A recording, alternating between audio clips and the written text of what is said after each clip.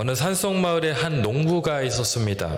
이 농부가 어느 날 산을 오르다가 부러진 둥지에서 한 알을, 독수리 알을 발견합니다. 그는 그 알을 집으로 가져가서 그 자신의 닭장에 있는 그 암탉에게 알을 맡겼습니다. 이 암탉은 그 알을 정성껏 품었고 마침내 알에서 독수리가 태어났습니다. 자, 독수리는 점점 비대해지고 날개도 커졌지만 이 닭들 사이에서 닭처럼 살았습니다. 땅만 바라보고 모이를 쪼아먹으며 날아오르려 하지 않았습니다. 어느 날 이제 하늘을 날아다니는 거대한 독수리를 닭들이 보면서 감탄해서 말합니다. 저렇게 높이 나는 새는 도대체 어떤 새일까? 이 닭으로 자란 독수리도 그 하늘을 보며 말했습니다. 나도 저렇게 날 수 있을까? 닭들은 웃으면서 말했습니다. 넌 그냥 닭이야. 넌 절대 저렇게 날 수가 없어.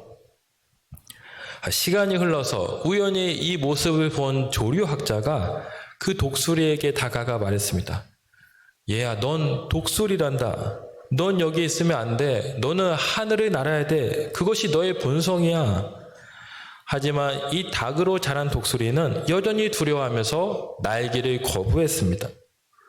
조류학자는 이 독수리를 높은 언덕으로 데려가서 날개를 펼치도록 격려했습니다. 너의 정체성을 기억해. 넌 닭이 아니라 독수리야. 이 조류학자의 격려와 도움으로 마침내 독수리는 용기를 내서 날개를 펼쳤습니다. 그리고 거대한 하늘로 높이 날아올랐습니다. 이 독수리는 비로소 자신이 닭이 아니라 독수리였음을 깨닫고 그 하늘을 나는 기쁨을 만끽했습니다. 여러분, 우리도 이 세상을 살아갈 때 세상의 기준과 어떤 환경 속에 묻혀서 나의 정체성을 잊고 살아갈 때가 많은 것 같습니다.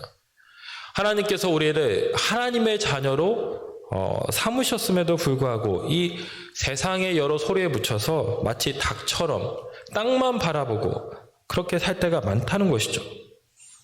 그러나 우리의 정체성은 무엇입니까? 우리는 하나님의 자녀, 하늘의 자녀, 하늘을 바라보며 살아야 한다라는 것입니다. 베드로전서 2장 9절에 이런 말씀이 있죠. 오직 너희는 택하신 족속이요 왕같은 제사장들이요 거룩한 나라요 그의 소유가 된 백성이라. 우리의 정체성은 어떤 세상의 평가나 기준에 있는 것이 아니라 조건에 있지 않고 하나님의 말씀 속에 있습니다. 우리는 나의 정체성을 기억하고 분명하게 할 때 우리는 하나님이 주신 그 비전을 향해서 날개를 펼쳐 힘차게 날아오르는 삶을 살 수가 있는 것입니다. 여러분, 오늘 말씀은 정체성에 관한 말씀입니다. 이 교회의 정체성이란 무엇일까? 이 교회를 교회되게 하는 것은 과연 무엇일까? 또 이 성도란 과연 누구일까? 성도를 성도되게 하는 것은 무엇일까? 이런 내용으로 말씀을 나누기 원합니다. 여러분, 오늘 본문은 유명한 성전 정화 사건에 관한 말씀이죠. 예수님께서 그 예루살렘 성전에 들어가셨는데 그곳에서 많은 사람들이 장사를 하고 있었습니다. 여러분, 당시 이 헤롯 성전에서는 사람들이 제사를 드릴 때 여러 가지 소나 양, 비둘기 같은 것을 가지고 와서 제사를 드렸습니다. 자, 멀리서 이제 사람들이 제물을 가지고 오다 보니까 이 제물 가운데 흠이 생기기도 하고 병에 걸리는 그런 문제가 있었습니다. 그래서 도저히 그 제물로는 제사를 드릴 수 없었기 때문에 그 성전에서 제물을 드릴 수 있게끔 이제 미리 제물을 파는 그런 일들이 있었던 것이죠.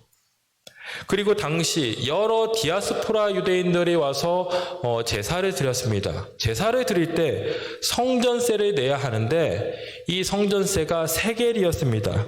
그런데 다른 지역의 사람들은 이 세겔이 없기 때문에 자기 화폐를 이 세겔로 바꾸면서 환전을 하게 되었습니다.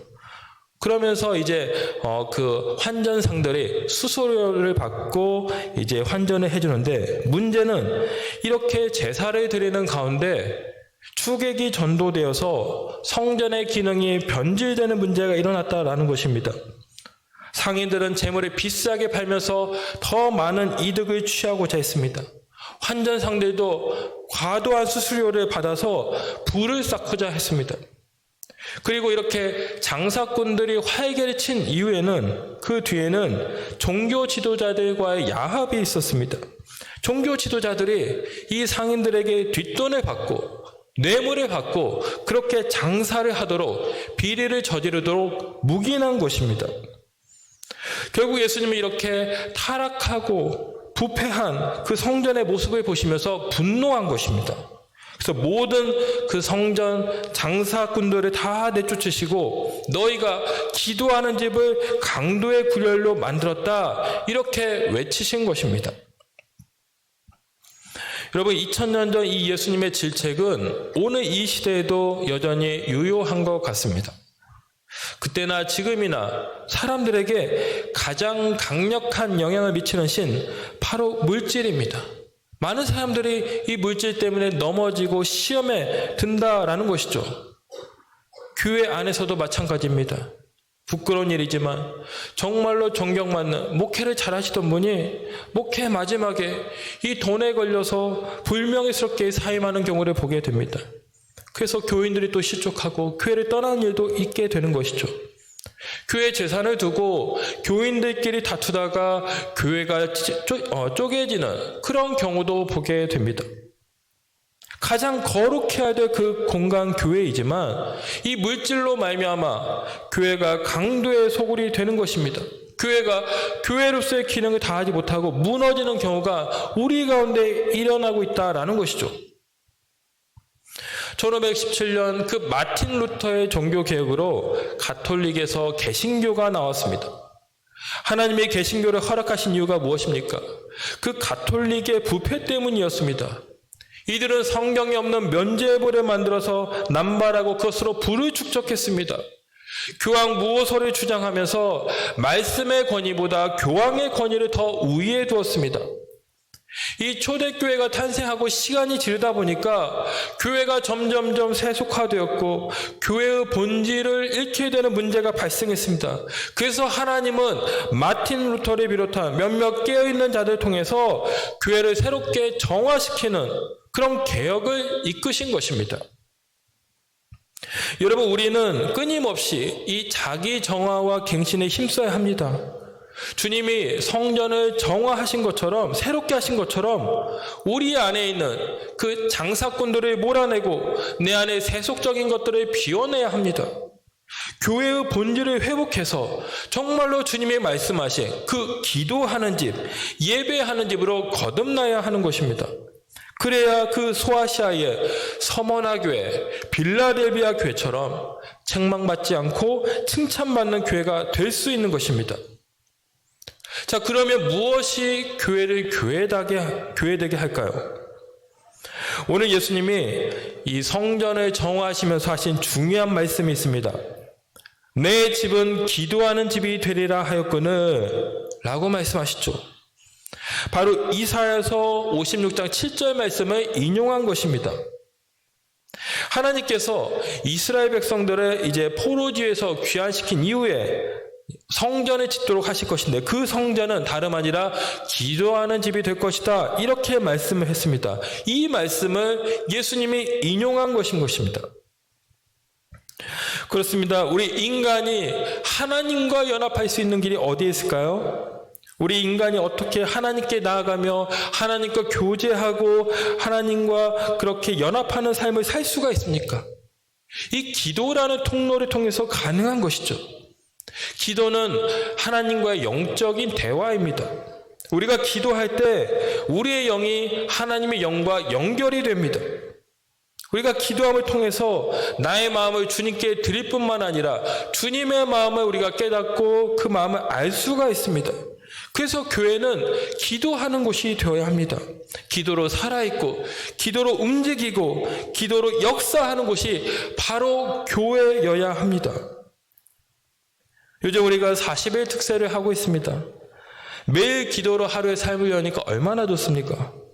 어떤 분께서는 매일 기도하니까 산다, 기도해야 살 수 있다, 이런 말씀을 하시기도 했습니다. 그렇습니다. 기도는 호흡입니다.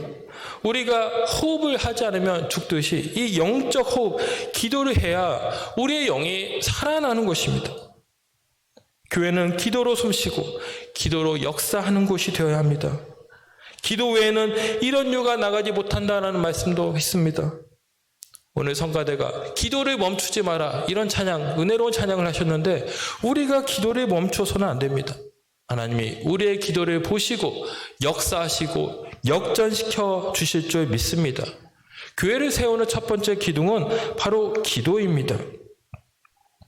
자, 이 기도와 더불어서 예수님이 또 하나 강조하신 것이 있습니다. 오늘 47절 말씀을 보면 이렇게 얘기합니다. 날마다 성전에서 가르치시니, 그러자 48절 보면 백성이 다 그에게 귀를 기울여 들었다라고 말씀하고 있습니다. 성전이 어떤 곳일까요? 말씀을 선포하고 말씀을 배우고 말씀으로 세워지는 곳이다라는 것이죠.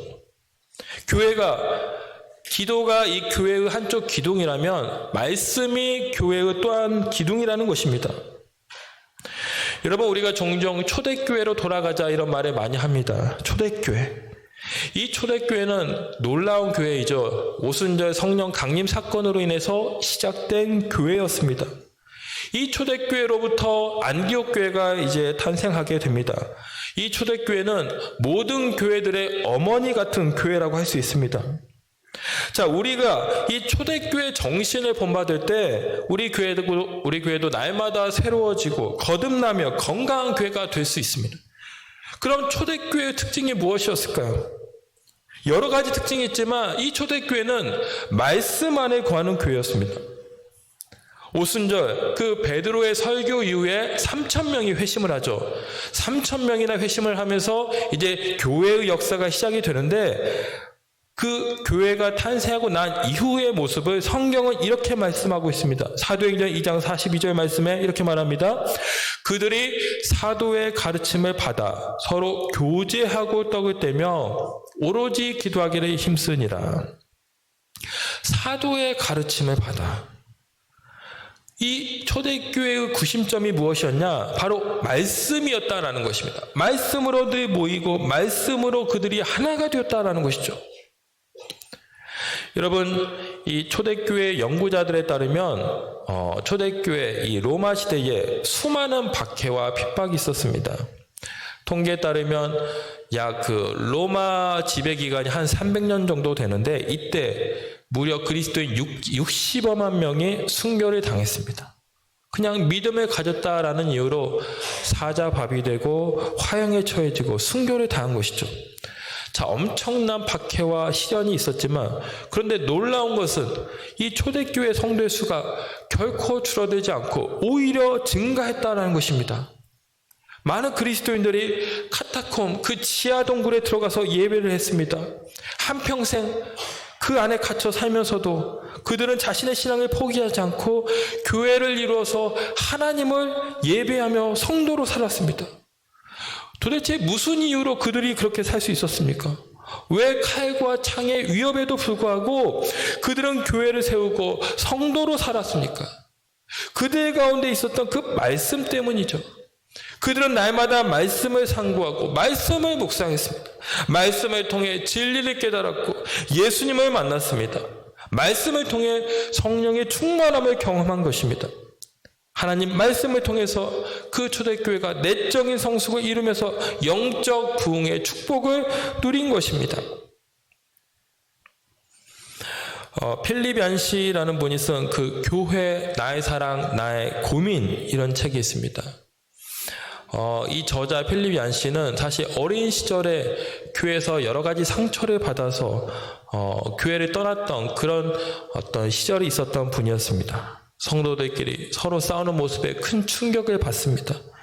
교회 안과 교회 밖에서의 모습이 너무나도 다른 그런 성도들 모습에 큰 상처를 받고 위선적이다라는 생각에 교회에 대한 회의적인 생각을 가지고 있었습니다.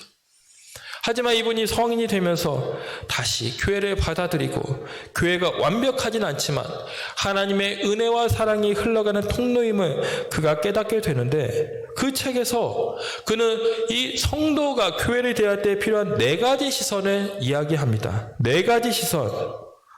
먼저 옆을 봐야 한다라고 말하죠. 교회가 초대교회 안에 다양한 인종과 계급, 성별을 가진 그 사람들이 뒤섞여 있었습니다. 이렇게 교회도 다양한 회종이 섞여 있을 때 그 교회는 건강하다라는 것이죠. 부한 사람, 좀 가난한 사람, 높은 사람, 좀 낮은 사람, 다양하게 섞여 있어야 건강한 교회가 된다. 옆을 봐야 된다는 것이죠. 또 밖을 봐야 한다고 말했습니다. 이 교회는 거름과 같아서 밖으로 골고루 뿌려지면 많은 사람들을 유익하게 하고 풍요롭게 합니다.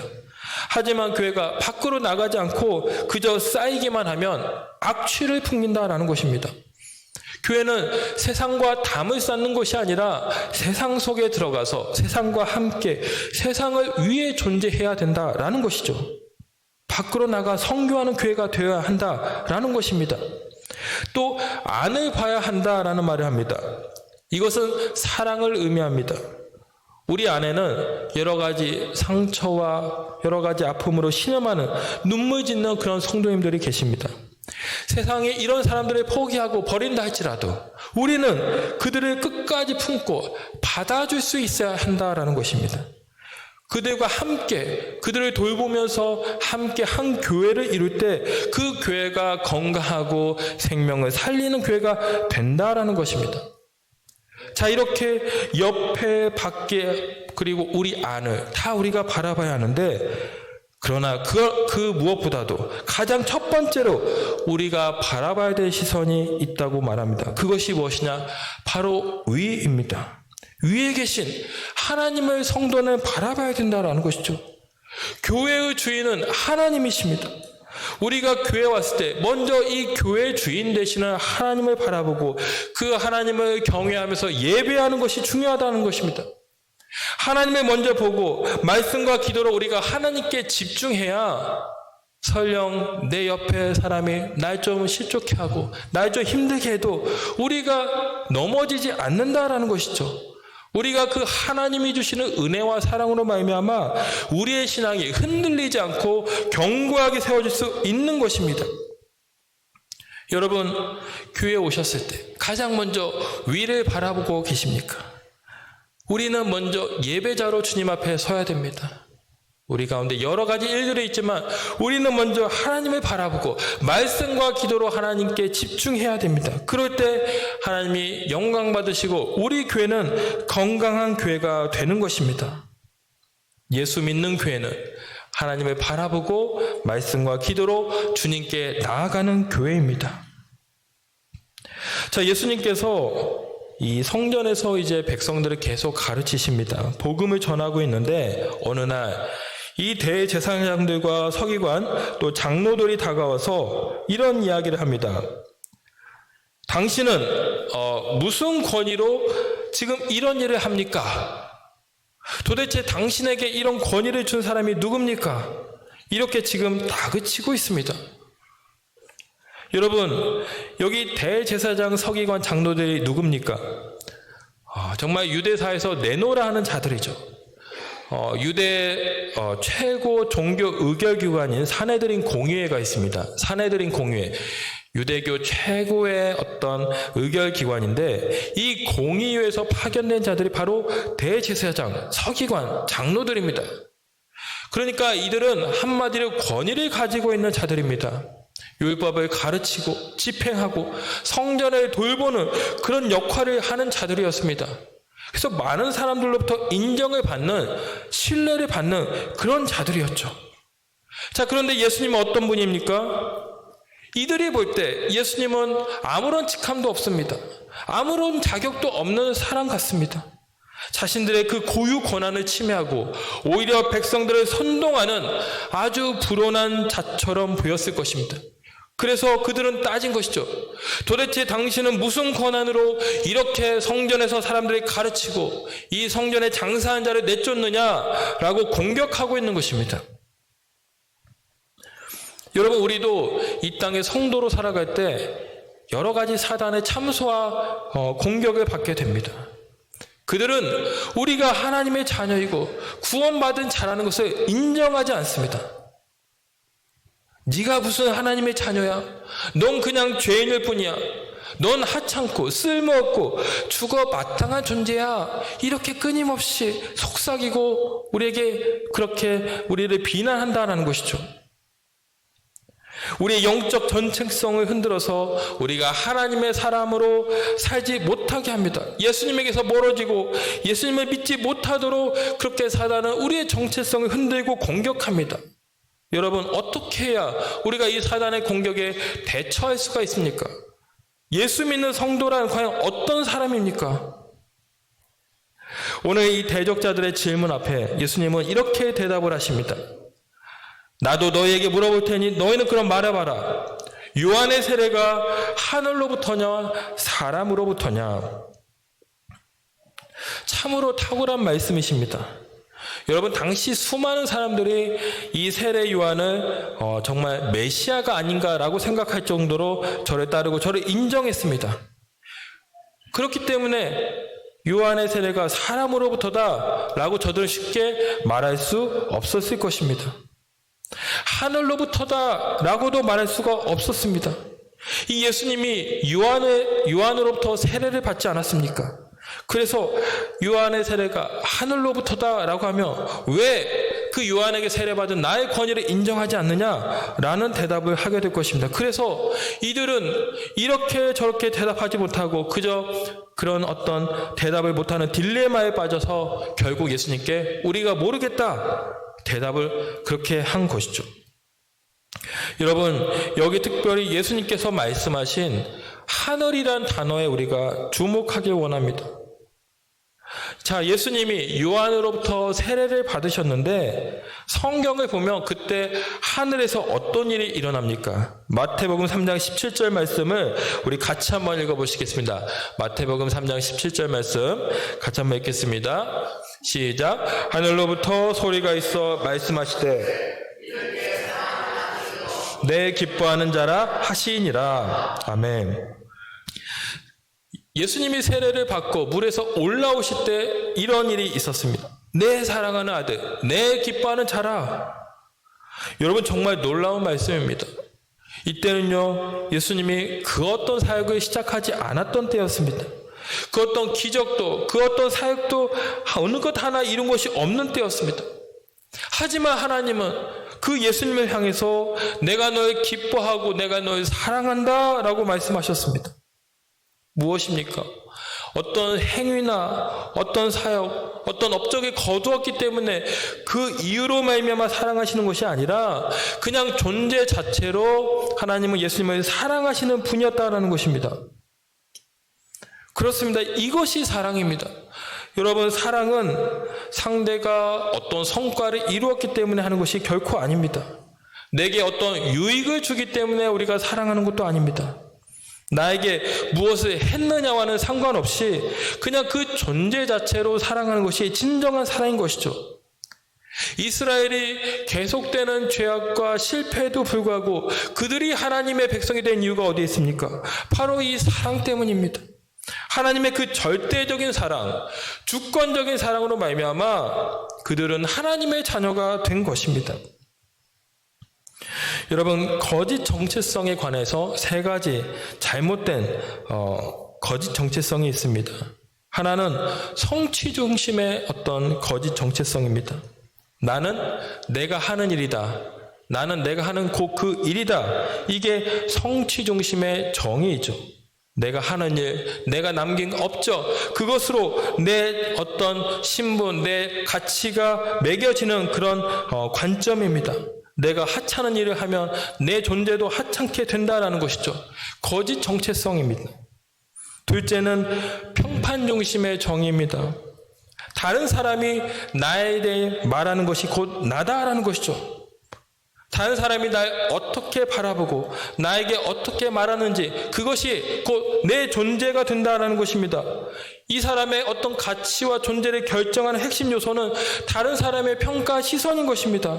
그래서 그렇게 될 경우 늘 다른 사람들로부터 좋은 평가, 좋은 인상, 좋은 소리를 듣기 위해서 전전긍긍하게 되고 노심초사하면서 살게 되는 것이죠. 이것도 거짓 정체성입니다.